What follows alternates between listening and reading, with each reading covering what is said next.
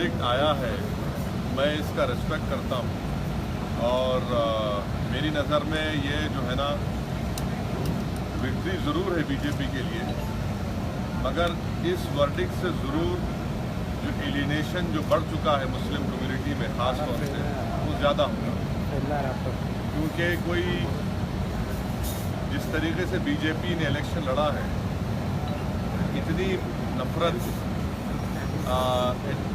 का जो माहौल पैदा किया गया है ख़ास तौर से मुस्लिम अक़लियत के ख़िलाफ़, तो ना तो नौकरियों की बात हुई, ना रूरल डिस्ट्रेस के ऊपर कोई गौर किया गया, और हद तो ये है कि अब एक टेरर एक्यूज़ भी कामयाब हो गई। जिसको टेरर एक्यूज़ का केस चल रहा है वो हिंदुस्तान की सबसे बड़ी पंचायत में जाएगी। तो ये है वर्डिक्ट है, हम आवाम का वर्डिक्ट है तो एक्सेप्ट करते हैं, और मैं वादा कर रहा हूँ हिंदुस्तान के अवाम से और हैदराबाद के अवाम को शुक्रगुजार हूँ कि उन्होंने मुझे चौथी मरतबा इतनी बड़ी भारी मेजॉरिटी से कामयाब किया। हम मुकाबला करेंगे, हम पीछे नहीं हटेंगे, और यकीनन बीजेपी को हम सवालात करेंगे सरकार से, उनको एक्सपोज करेंगे। और मुझे यहाँ पर जो पहली सुइस कनाल क्राइसिस का जब हुआ था तो उस वक्त एटले ने कहा था कि what a time to fight back. तो ये वक्त है फाइट बैक करने का और इस मुल्क के उस कॉम्पोजिट कल्चर को बचाने का, क्योंकि इलेक्शन तो होते रहेंगे और प्रधानमंत्री लोग बनेंगे, एमपी बनेंगे, चले जाएंगे, मगर इस मुल्क की जो खूबसूरती और ताकत है वो उसका कॉम्पोजिट कल्चर है, जो यकीनन बीजेपी की कामयाबी के बाद उस कॉम्पोजिट कल्चर को, डाइवर्सिटी को यकीनन खतरा है, और हम उसको महफूज रखेंगे, उसके लिए मुकाबला करेंगे। यकीनन आप सही कह रहे हैं कि हमारी ख्वाहिश के मुताबिक नतीजा नहीं आया, मगर इसका ये हरगिज़ मतलब नहीं है कि हम हिंदुस्तान के संविधान को, हिंदुस्तान के डाइवर्सिटी को बचाने की कोशिश नहीं करेंगे, बल्कि पूरी कोशिश करेंगे और हमारी लड़ाई जारी रहेगी। कैसे कह सकते हैं कि मुस्लिम समुदाय में अलगाव पैदा हुआ है, इसकी वजह से एलिनेशन पैदा हुआ है? क्या ऐसा नहीं है कि कहीं ना कहीं मोदी को जो खान मार्केट है उसमें सेंध लगी है कहीं ना कहीं, और मुस्लिम वोट भी स्विच हुआ है बीजेपी की तरफ? ऐसा क्यों नहीं हो सकता? आप ऐसा कैसे कह रहे हैं कि ये अलगाव की तरफ को, एलिनेशन की तरफ को जो है ये वर्डिक्ट आया है? खान मार्केट को खान मार्केट इसलिए रखा गया था क्योंकि जो पाकिस्तान से हिंदू आ रहे थे उनको बचाने वाले का नाम खान था। अब आपको इससे आपत्ति है तो मैं कुछ नहीं कर सकता तिवारी साहब। दूसरी बात यह है कि कितने मुसलमान एमपी जीते बीजेपी की तरफ से, आप बता दीजिए ना, ये भी तो बता दीजिए। क्या ये बात सच नहीं है कि जिस तरीके से नफरत का माहौल पैदा किया गया, मैं शुरू से इस बात को कह रहा हूँ और आज फिर से कह रहा हूँ कि हमारे वतन अजीज़ में कभी भी मुस्लिम वोट बैंक नहीं था, ना है ना रहेगा।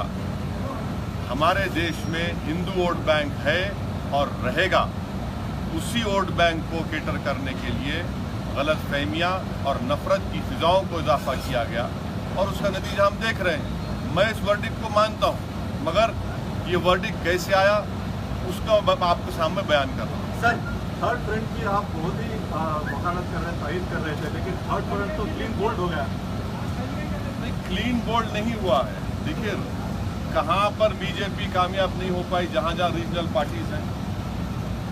किसी हद तक तेलंगाना में टीआरएस ने उनके बढ़ते कदमों को रोका, यकीनन उनको 2-3 जगह पर कामयाबी मिली। केरल में उनको कामयाबी नहीं मिली, पंजाब में नहीं मिली। पंजाब में सिख भाई हैं, तमिलनाडु में तो यही तो हम कह रहे हैं कि ये जो वोट बैंक की जो बात कर रहा था, तो उसी वोट बैंक के नतीजे में बीजेपी को कामयाबी मिली। थर्ड फ्रंट का क्या होगा सर? थर्ड फ्रंट क्या होगा अभी? हाँ, थर्ड फ्रंट का क्या होगा? जिस प्रकार से केसीआर ने आगे बीजेपी के खिलाफ और मोदी के खिलाफ एक फ्रंट है, और वो फ्रंट का नाम ये होगा कि हिंदुस्तान के संविधान को, हिंदुस्तान के कॉम्पोजिट कल्चर को बचाना, वही फ्रंट काम करेगा। राहुल गांधी हार गए अमेठी से। दो सवाल है सर। पहला कि यूपी में आपने कहा रीजनल पार्टीज जहाँ जहाँ पर एक्टिव थे वहाँ बीजेपी को बढ़त नहीं मिली, लेकिन यूपी और बिहार में अच्छी खासी बढ़त बीजेपी को मिली। दूसरा सवाल, राहुल गांधी अमेठी हार गए, उन्होंने इस्तीफे की पेशकश की है। राहुल गांधी अमेठी हारने के बाद उन्होंने अब मैं इस पर मैं किसी के पार्टी के अंदरूनी मामला तो मैं क्या कह सकता हूँ, मगर ये बात तो बिल्कुल सही है कि जहाँ जहाँ माने 180 सीट्स पर, जहाँ पर 180 हॉट सीट जहाँ पर बीजेपी कांग्रेस का मुकाबला हुआ, वहाँ पर तो कांग्रेस 10 सीट में जीत पाई। राजस्थान पूरा 25 बीजेपी ले चली गई। मध्य प्रदेश में आप देखिए, गुजरात में देखिए, मध्य प्रदेश, राजस्थान, छत्तीसगढ़, तो ये तो इनको सोचना पड़ेगा।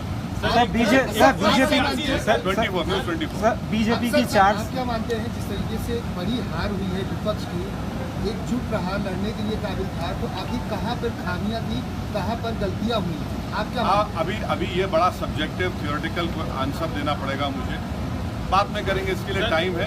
मगर जो वर्डिक्ट आया हम उसको एक्सेप्ट करते हैं, मगर इस वर्डिक्ट के पीछे हम ये कह रहे हैं कि ये चीज़ें हैं। सर एक पूरी सियासी जमात थी जो ईवीएम पर सवाल उठा रही थी।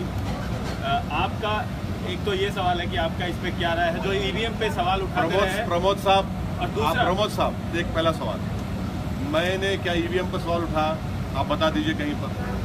नहीं, आप भी मुझसे सवाल करिए, मुझसे मैं जो कहा हूँ या नहीं कहा हूँ या कहकर मुकर गया उससे सवाल करिए। नहीं, ऐसे जो सवाल उठाए जा रहे हैं, आप एक मेरा मानना ये है कि इलेक्शन कमीशन को अपनी इंडिपेंडेंस को दिखाना पड़ेगा। मेरा मानना यह है कि वीवीपैट सिर्फ 5 असेंबली कॉन्स्टिट्यूंसी ना हो बल्कि 100% हो, ये मेरा मानना है।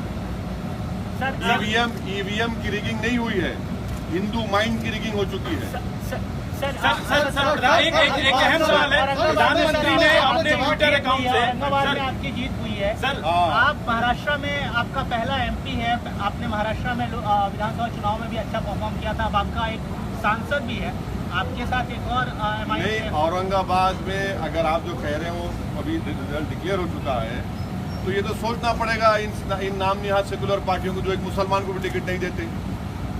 इम्तियाज जलील की कामयाबी अगर हुई है अल्हम्दुलिल्लाह, तो वो तो पैगाम दे रही है कि मुसलमान को आप टिकट दे सकते हैं और जीत भी सकता है।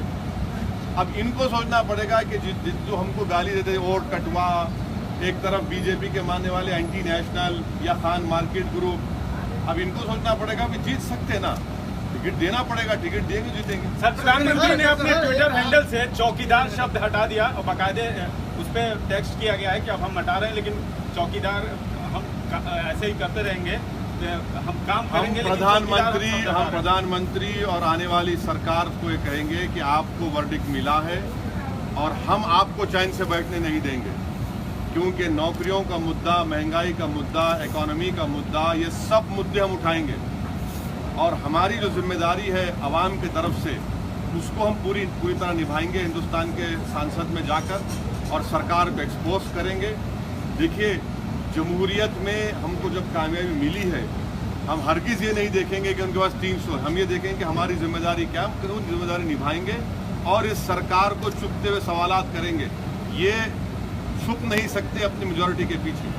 हमको संविधान को बचाना है और देश में जो अहम सवालात हैं उनको उठाएंगे। हमारे यहाँ चिकन और बकरे के लजीज डिशेस दस्तयाब है। इनमें स्पेशल चिकन बिरयानी, बकरा biryani, chicken biryani jumbo pack, fish fry, chicken 65, chicken लपेटा, चिकन मसाला सालन, बकरा मसाला सालन शामिल है। एक मरतबा जरूर तशरीफ लाकर हमें खिदमत का मौका दे। प्रोपराइटर अब्दुल रहीम उर्फ मन्नू भाई, चौधरी ओडा लन्ना बाउस 3.5 चौक, हिंगोली गेट, नांदेड़। हमारे यहाँ मुख्तलिफ कंपनियों के इलेक्ट्रॉनिक्स और प्लास्टिक के तमाम सामान और फर्नीचर दस्तयाब है। एक मरतबा तशरीफ लाकर खिदमत का मौका दे। Proprietor Hafiz Mazharullah Baig, Adhar Baig, Albarkat home appliances, furniture and electronics, टायरबोर्ड, दिगलू नाका, नांदेड़।